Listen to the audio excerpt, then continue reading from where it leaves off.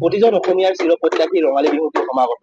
মাজত মাত্ৰ আৰু কেইটামান দিন বাকী আছে ৰঙালী বিহুলৈ, আৰু তাৰ প্ৰাকখনতে দেখিবলৈ পোৱা গৈছে ৰাজ্যৰ বিভিন্ন প্ৰান্তত কিন্তু ৰঙালী বিহু আদৰিবলৈ ব্যাপক প্ৰস্তুতি দেখিবলৈ পোৱা গৈছে। এই মুহূৰ্তত চামগুৰিত উপস্থিত আছে। চামগুৰি এখন যি ঢোলৰ ভাণ্ডাৰ আছে, ঢোলৰ ভাণ্ডাৰৰ পৰিৱেশটো মই এনকে টিভি দৰ্শকসকলক দেখুৱাইছো। প্ৰতিটো সাংবাদিকগৰাকীয়ে এই পৰিৱেশটো মই দেখুৱাবলৈ অনুৰোধ কৰিছো। এয়া হৈছে চামগুৰি যি মনোৰঞ্জন ঢোল বাদনৰ যি জোলৰ যি ভাণ্ডাৰ, সেই ভাণ্ডাৰত উপস্থিত আছো আৰু দেখিবলৈ পোৱা গৈছে যিহেতু সমাগত ৰঙালী বিহুক লৈ পেলাই এতিয়া এনেদৰে এতিয়া যি সকল ঢোলৰ যি ভাণ্ডাৰসমূহ আছে, ভাণ্ডাৰসমূহত দেখিবলৈ পোৱা গৈছে যথেষ্ট যি গ্ৰাহক আছে, গ্ৰাহকৰ ঢোল কিনাৰ বাবে কি কৰা পৰিলক্ষিত হৈছে। আৰু মাজত মাত্ৰ যিহেতু কেইটামান দিন বাকী আছে, তাৰ পৰিপ্ৰেক্ষিততে এনেধৰণে এতিয়া যি বাদুৱাৰসকল আছে, এই বাদুৱাৰসকলো এনেধৰণে এতিয়া ব্যস্ত হৈ পৰিছে তেওঁলোকে ঢোল নিৰ্মাণ কৰাত। আৰু দেখিবলৈ পোৱা গৈছে চামগুৰিৰ যি ঢোলৰ ভাণ্ডাৰখন আছে, ভাণ্ডাৰখনত কিন্তু বহুত দূৰ দূৰণিৰ পৰা যি তেওঁলোকৰ যি গ্ৰাহক, আচলতে গ্ৰাহকসকল আহিছে, গ্ৰাহকসকল আহিলে ইয়াৰ পৰা ঢোল ক্ৰয় কৰা পৰিলক্ষিত হৈছে। মোৰ লগত ইয়াতে এই বাৰনাখনৰ লোকসকল আছে, আমি আপোনাৰ ওচৰতে আহিছো। কি ক'ব, যিহেতু ৰঙালী বিহু সমাগত আপোনালোকৰ যথেষ্ট ব্যস্ততা বাঢ়িছে, ঢোল বনোৱাত আপোনালোকে কৰি থকা, ঢোল বনাই থকা দেখিবলৈ পোৱা গৈছে, কেনেকুৱা?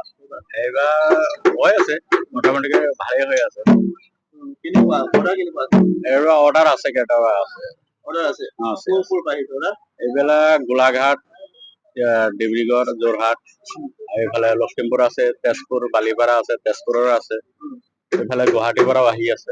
আপোনালোকৰ এই ঢোলবিলাক যে বনাই, কি কাঠেৰে নিৰ্মাণ? এইবিলাক কঁঠাল কাঠ দি বনোৱা। এটা ঢোলৰ দাম কিমান? এটা ঢোলৰ দাম ভাল ঢোল ল'বলে 9,000 টকা পৰিব। 10,000 টকা পায় ন? আৰু কম দামীও আছে, 5,000 পোৱা যায়। এইবিলাক অকণ কাঠ বৰ্তমানলৈকে কিমানটা ঢোল আপোনালোকে বিক্ৰী কৰিলে? এতিয়ালৈকে গ'ল আৰু 15-20টা মান গ'ল আৰু। নিশ্চিতভাৱে এনেধৰণে এতিয়া দেখিবলৈ পোৱা গৈছে ৰাজ্যৰ বিভিন্ন প্ৰান্তৰ যি ঢোলৰ যি ভাণ্ডাৰসমূহ আছে, ভাণ্ডাৰসমূহত এনেধৰণে এতিয়া ব্যস্ত হৈ পৰা পৰিলক্ষিত হৈছে বাদুৱাৰসকল। আৰু মোৰ লগত ইয়াতে আৰু এজন সহযোগী আছে, মই আপোনাৰ পৰা জানিব বিচাৰিম, যিহেতু ৰঙালী বিহু বুলি ক'লে আপোনালোকৰ উৎসৱ নকল পৰিৱেশ, আপোনালোকে যথেষ্ট ব্যস্ততা বাঢ়ে, যথেষ্ট ঢোল নিৰ্মাণ কৰে। এইবাৰ কেনেকুৱা ঢোল? এইবাৰ ভালে আহিছে, 50-60টা আহিছে। ভালে আহিছে, কাম চাম কৰি লৈ। এইবাৰ ৰ'দটো ভাল পাইছো, বৰষুণ হলে বেয়া হয় কাম বিলাক। হেৰি মানুহ কিমান অৰ্ডাৰ কিমান পাইছে? অৰ্ডাৰ পাইছো 50-20টা। 50টা মান পাইছে ন? এই ক'ৰ ক'ৰ পৰা মানুহ আহিছে এইবাৰ? লখিমপুৰ, ধেমাজি, যথেষ্ট দূৰ দূৰণিৰ পৰা, যোৰহাট, শিৱসাগৰ, চব জেগাৰ পৰা যথেষ্ট দূৰৰ পৰা আহে।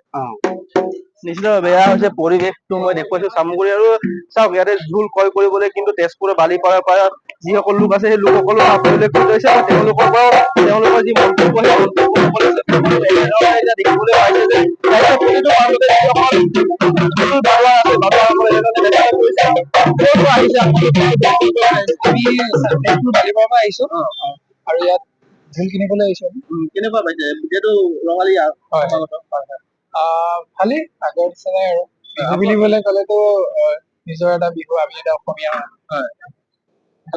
ভাল লাগে বিহু মাৰি ভাল লাগে, সেইবাবে আহিছো। আৰু নিশ্চিতভাৱে এয়া চাওক, মই চামগুৰি পৰিৱেশটো দেখুৱালো। আৰু আচলতে আমি ক'ব লাগিব যি ৰঙালী বিহু আদৰিবলৈ এনেধৰণে এতিয়া ৰাজ্যৰ প্ৰতিজন অসমীয়া কিন্তু তেওঁলোকে যি তেওঁলোকৰ ব্যস্ততা, সেই ব্যস্ততা বঢ়া পৰিলক্ষিত হৈছে। আৰু এনেধৰণে এতিয়া চামগুৰিৰ যি ঢোল বাজনাৰ যি তেওঁলোকৰ ভাণ্ডাৰটো আছে, ভাণ্ডাৰটোত প্ৰত্যেক বছৰ দৰে এই বছৰো কিন্তু তেওঁলোকৰ যথেষ্ট ভাল সঁহাৰি পাইছে। ৰাইজৰ পৰা প্ৰায় 50টাৰ পৰা 60টা তেওঁলোকে ঢোল নিৰ্মাণ কৰি উলিয়াইছে।